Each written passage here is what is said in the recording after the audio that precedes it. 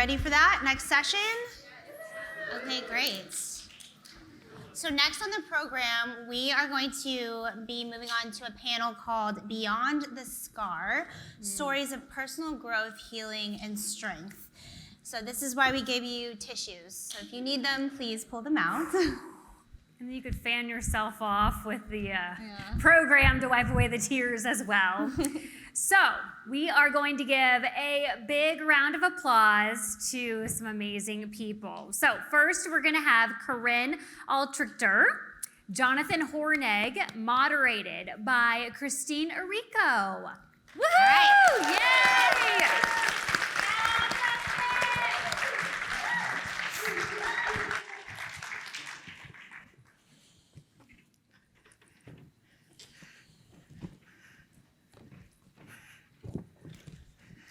Y'all weren't here during rehearsals. So welcome. I'm so excited that I get the opportunity to meet with Jonathan and Corinne and learn more about their journey beyond their cleft, beyond the scars, and what life is really like. So this is a question that both of you can answer. When you think about your cleft journey, what moments stand out as a turning point for you that really shaped who you are today? So that question has a lot of meaning to me because I'm 38 and I still don't have a fully repaired soft palate. And when I look at my journey and I think about all the moments that defined it and still define it, I go back to my childhood was surgeries and then failed surgeries and trying to figure out what was the reason or meaning or purpose behind it. And then as I've gotten older, I've looked at it going, with every failed surgery, a little bit more stuck. And because that little bit more stuck, at 23, I was able to have a hard palate fixed and repaired. And then when I moved, in 2021, my surgery when I was 22 and 23 involved putting an artery in my roof. And the climate where I was living in Minnesota was getting much more drier. And in 2021, I had my infections, really bad infections that led to stroke-like symptoms in that artery. And then I was told I couldn't live there. I had to move to North Carolina. And that was a huge turning point to me because then it was kind of like, growing up, we didn't really talk about my cleft. Growing up, it was kind of dealt with it when surgeries happened. And I never gave it that respect that it needed and the care and the love it needed until I had to move, which was, by the way, the most terrifying thing to have to tell my husband and I found out about it, and then I had to uproot my 9 and 11-year-old, and no, a 9 and 7-year-old back then, and I was like, this is a lot. But because I moved, I was able to find a team that could work with my soft palate and grow one for me. And so I like to think that the difficult moments were just stepping stones to that bigger picture, that I'm still not in. I have surgery in 6 weeks, and hopefully by then, my soft palate will finally decide that this is it for it, along with my nose I've got a growth that showed up, so I like to say I got a little jealous there with all the attention it was having, my soft palate. But maybe that will help continue, and as the journey progresses, I've also become more of an advocate for it because it's not always clear-cut. It's not always going to be a straight line. It's going to be kind of that movement, and finding the positives in those has kind of helped me become that person. And also knowing that when I was 17, I had doctors who said, we're not going to do a tongue flap, we're going to do the vocal tissue flap. Well, that never worked the other 4 times, but you really want to do that the 5th time. And they said, we're going to do this anyways, and that kind of also made me realize that I had to be my own voice anyways in my journey, because no one else was going to listen to me unless I told them to listen to me. So, yeah. So, Jonathan, your turn. So when you think about your cleft, what moments stand out as a turning point for you that shaped you who you are today? Well, in order for me to answer the question, I was been thinking about this. Before I get to the light, I had to go through the dark. Mm-hmm. And for me, a majority of my life had darkness. I had this notion that I was born to be fixed. When I was born, my eyes were sealed. I had cleft. I had a hernia. So I had surgeries straight away for the most part. And then growing up, the surgeries just became who I was. And I became very disempowered because anything that was discussed about surgery was not including me. It was in front of me or out in the hall. So I didn't know what was really wrong with me, but I knew something was wrong. So that kind of just laid a foundation for my whole sense of self, which led to a life that has been very difficult. I even had heard a story about my mother having a miscarriage before me, and I remember saying to myself, oh gosh, she got the broken kid. And growing up, people would say, well, what's up with your face? So I embodied this persona saying I got hit with a hockey puck. And so they started calling me Hockey as a nickname. I eventually got into drugs, a lot of drugs for a long time. And then I was brutally assaulted by 2 drug dealers and at age 19. And then my then girlfriend got pregnant, and a year later my daughter died, which was all underlying theme was that I was the cause of all of this, you know.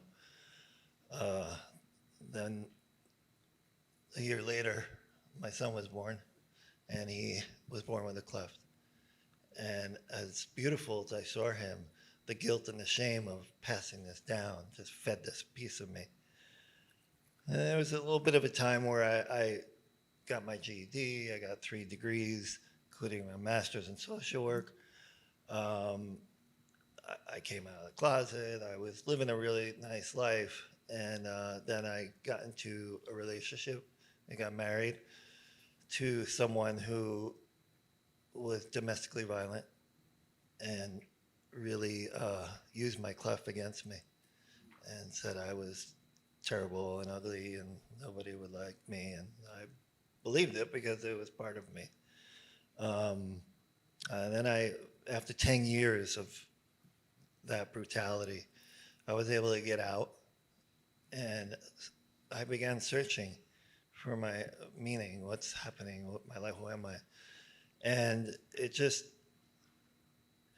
to speed things up, it just wasn't happening.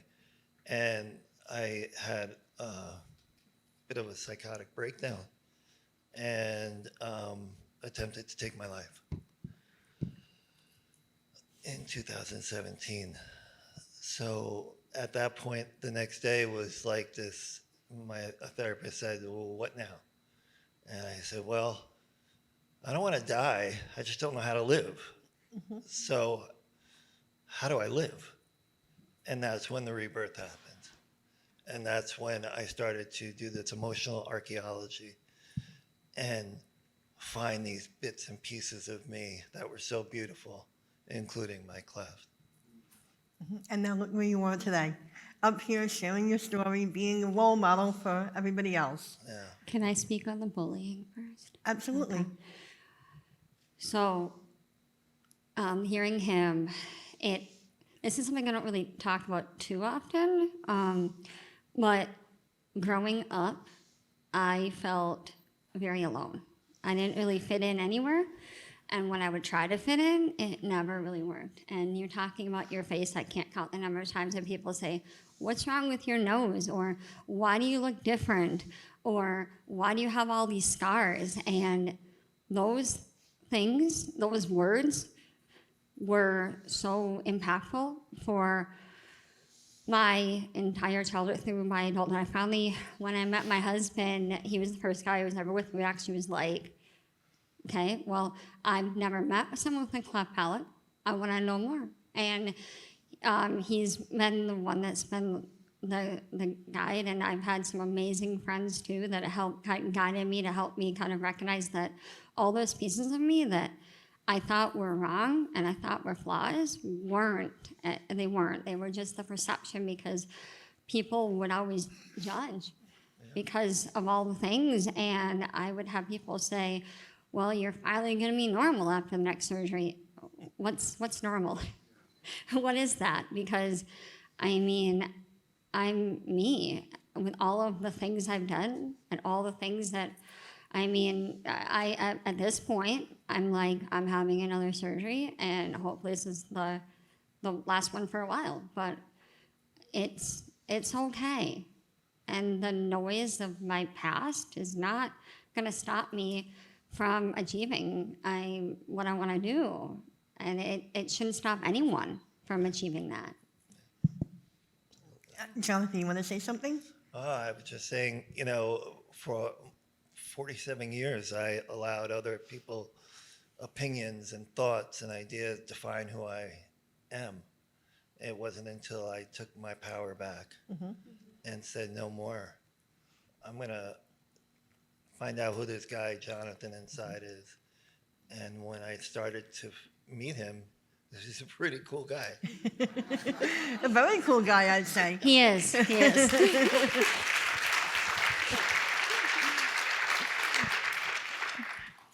And so that kind of tied into my next question, which you both already answered, was what helped you stay grounded or regain your confidence during the hardest parts of your journey?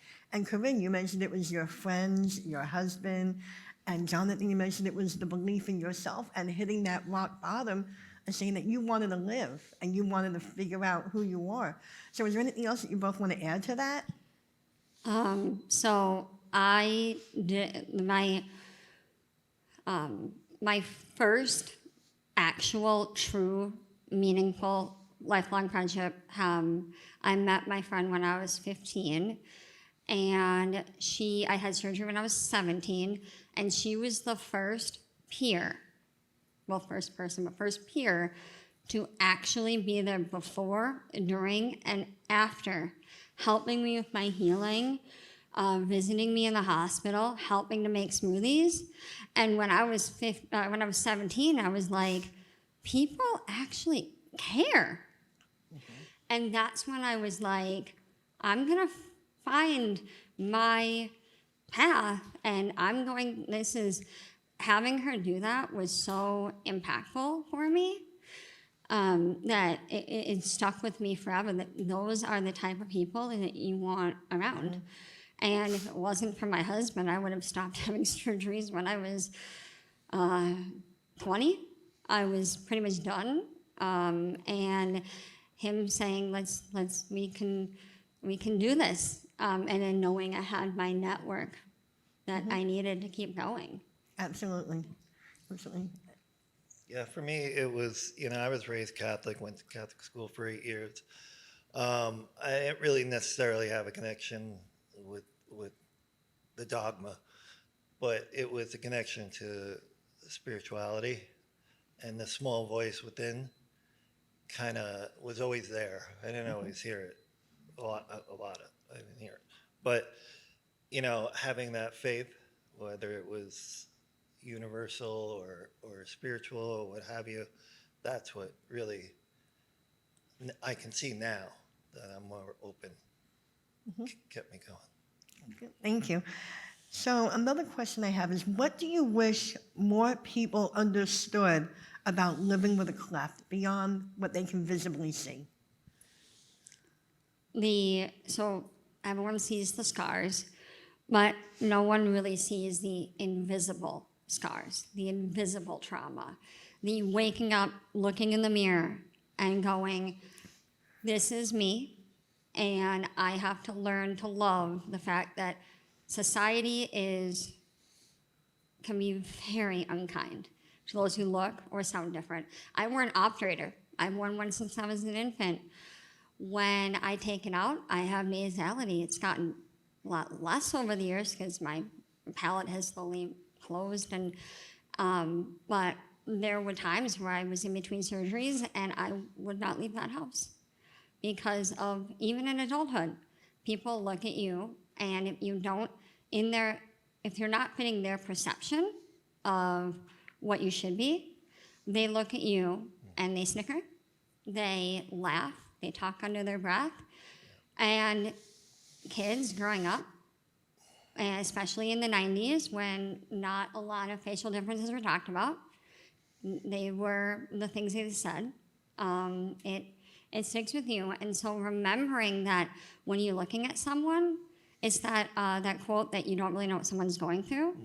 And so just be kind. And I mean, this whole room, you all are here and you all understand this journey is not the easiest to go on. Everyone has their own different journeys. And remembering that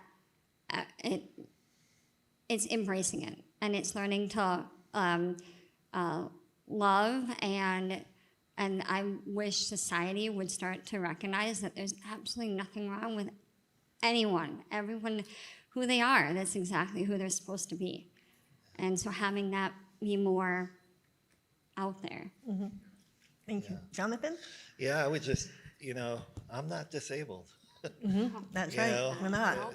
Don't look at me with your pity or your, oh, poor guy, or don't assume that you could ask me questions either, you know. And the idea that for me to make myself smaller in order for you to feel better about looking at me is no longer happening. And I then don't expect it to happen. That's right. We don't need to make ourselves small for anybody. Right. We need to take up space Yes. and let people see us for who we are, Yeah. because we're a powerhouse. Yeah. Yes. Okay, so if you can give one message to your younger self that's just starting on this journey, and I just have to add a little personal note. I had a dream the other night, Thursday night, the first night I got here, that there was a little girl, and she wasn't me, but she was a little girl in a room that was really, really scared to come out because she had a cleft. And I'm thinking that was a sign for the weekend.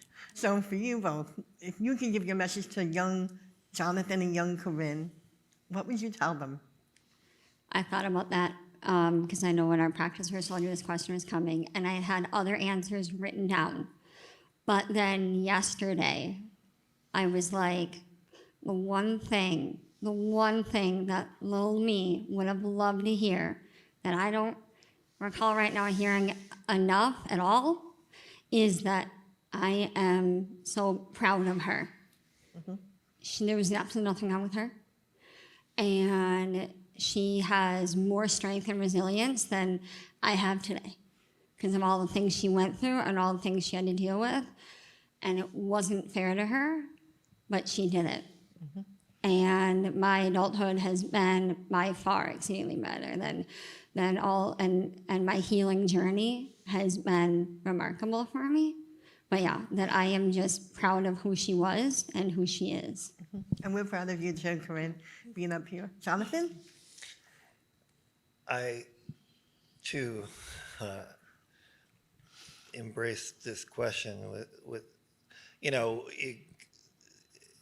I wish I knew now what I knew back then, that whole fantasy of changing things. But in truth, I would tell him, live your life. Live your life the way you're supposed to live it.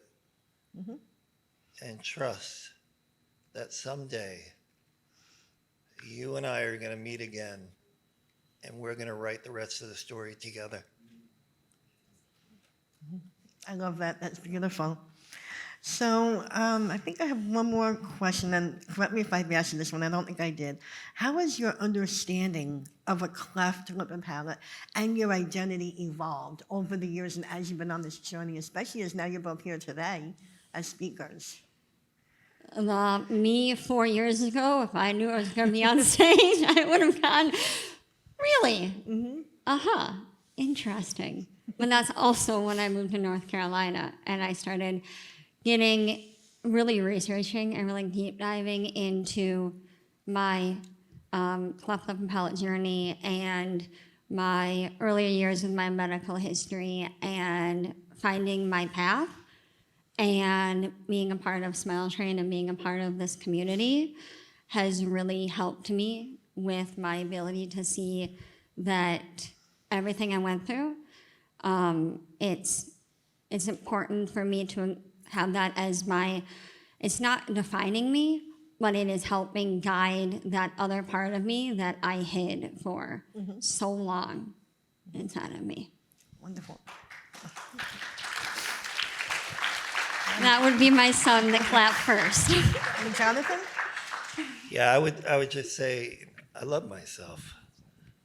I really, really am in love with myself. And everything I've accomplished since the shattering, you know, I got off of Social Security disability. I'm now working full time. I'm 35 years sober. I'm, you know, thank you. I have a wonderful relationship with my son, who's 34, and my dad, who is also cleft affected. I have a great relationship with them. And Smile Train, I can't tell you what a difference the past 2 years have been to be a part of this community and to feel the sense of tribalism and to get the strength. I had just had surgery in February that I had put off for 6 years, and it was through the association of all of you, particularly on Facebook, that gave me the courage and the strength. And going to Virtual CleftCon last year, I was like, oh my God, there's more people out there like me. I swore I was the only one ever. And I wanted a brand new head, or I wanted the aliens to come back and get me, because I was pretty, you know, in a bad way. But now it's like, hey, look at me. Yeah. Hey, I'm up here. That's right. You are. Thank you so much for both of you, Jonathan and Corinne. Great job. Big round of applause.